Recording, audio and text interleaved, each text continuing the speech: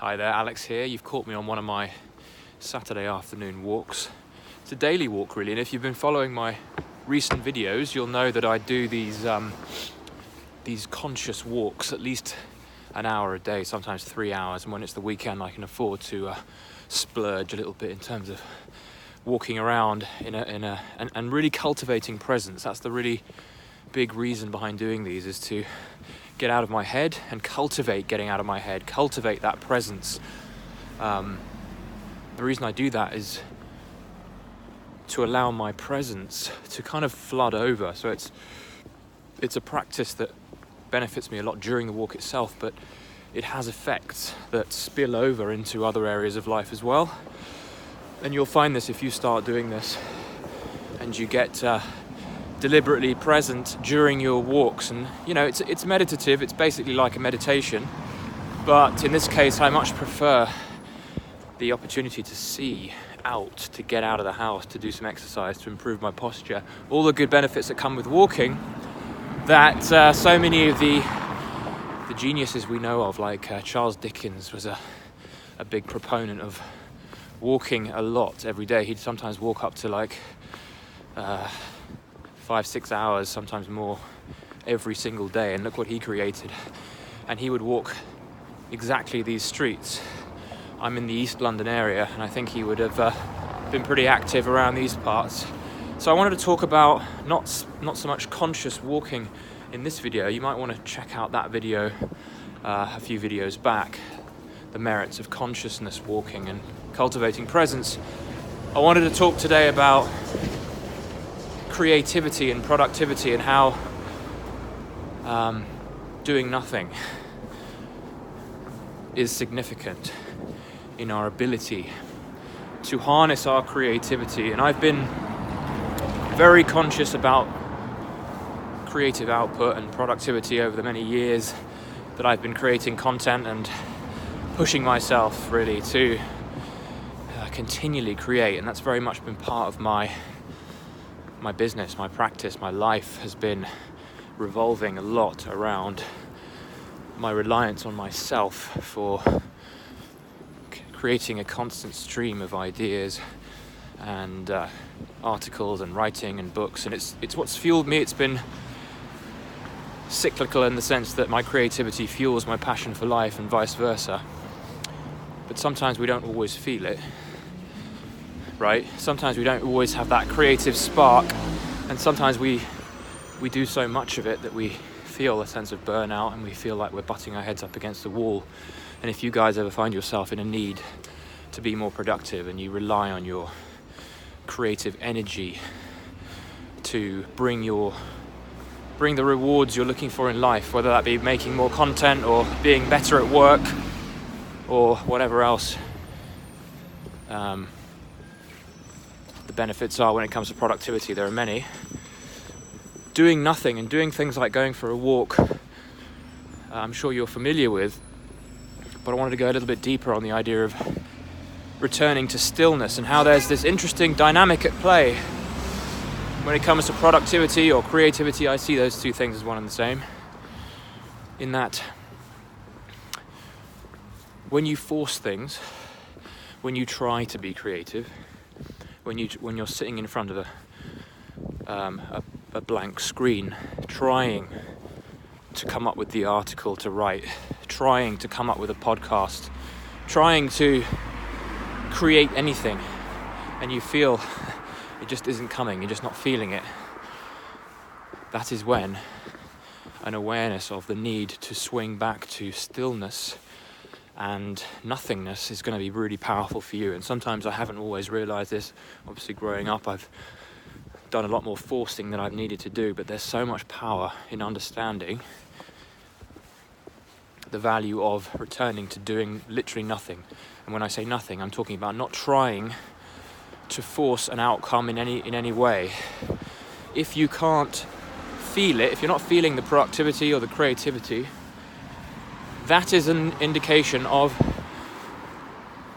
a time to return to consciousness, to stillness. Because what's interesting about consciousness is that when you are conscious, you are aware of the beingness behind thinking. You're not in your thoughts. You're not identifying with your thoughts. And thoughts are extremely limiting when it comes to creativity. That's so important to be aware of. A lot of us put so much value in thinking and planning. You know, we're like the thinker on our rock with our head in our fist, thinking. You know, like sometimes we feel like we have a problem to solve, and we feel that we need to think on it.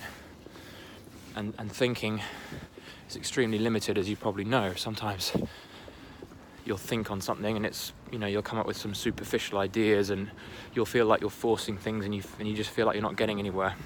And of course, where the real creativity comes from is from behind thought. Behind thought.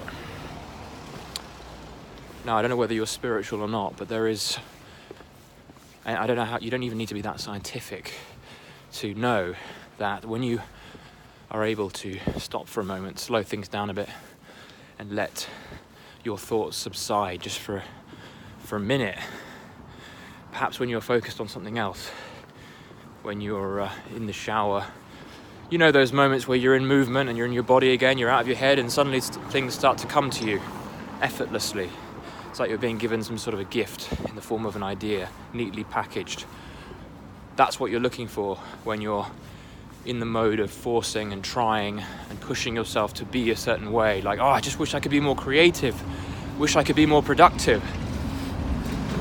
You're in that forcing mode, and forcing, as Alan Watts talks about a lot, is not the avenue to what you're looking for. Forcing will create blocks. The more you force, the stronger will be the wall that you're forcing yourself up against.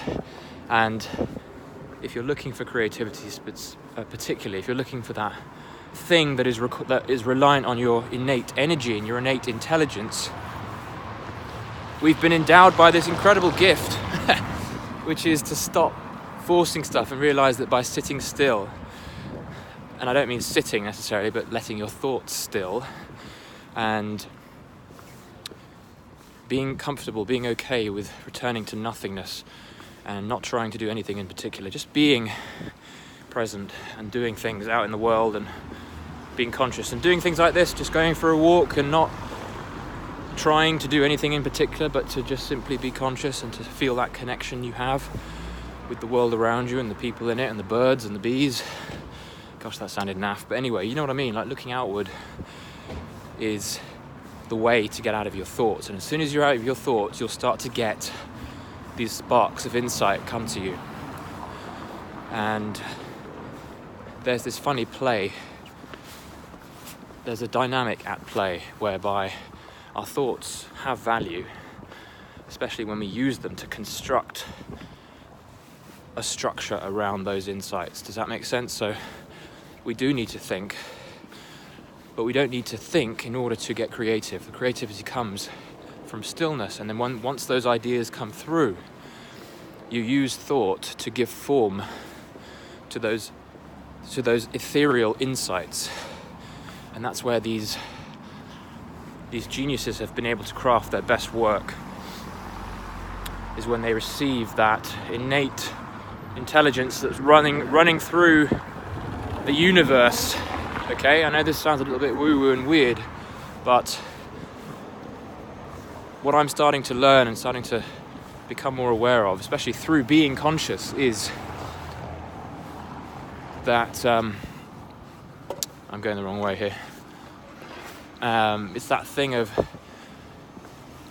this kind of there is an intelligence. There's some sort of a code written into why things grow, why certain things are the way they are in life, why why plants grow in the way that they do. There's some kind of an innate creative drive, instinct in everything, and that's something that we can tap into when we stop trying to be all egoic and in thought and trying to control everything and force things and be tight and wrapped around our willingness to want to control and just let go.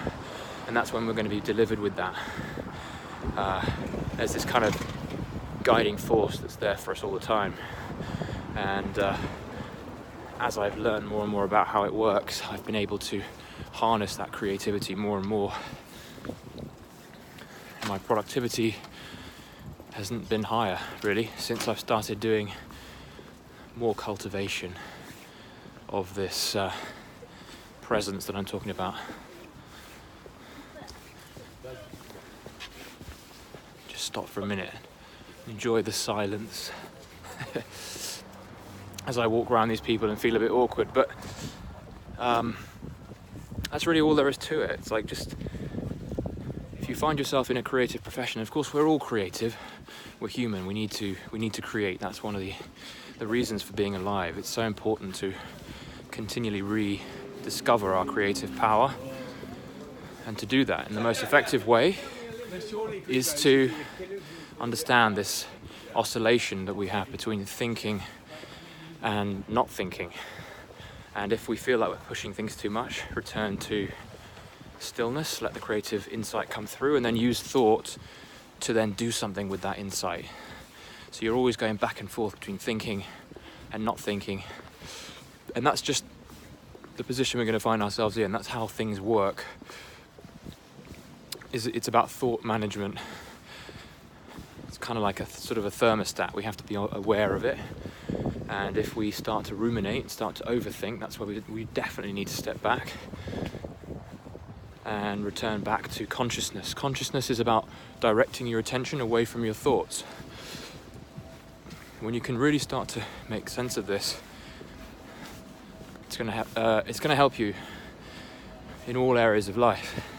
If you feel your anxiety coming on, or frustration or anger, it's just a sign that you're too much in thought. Thought is guiding your emotional response, and it's time to slip back into consciousness, awareness, presence.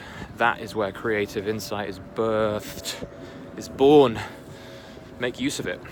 Guys, if you have got any questions about this, let me know in the comments below, and subscribe, like this if you liked it. Thanks for joining me today. See you in the next video.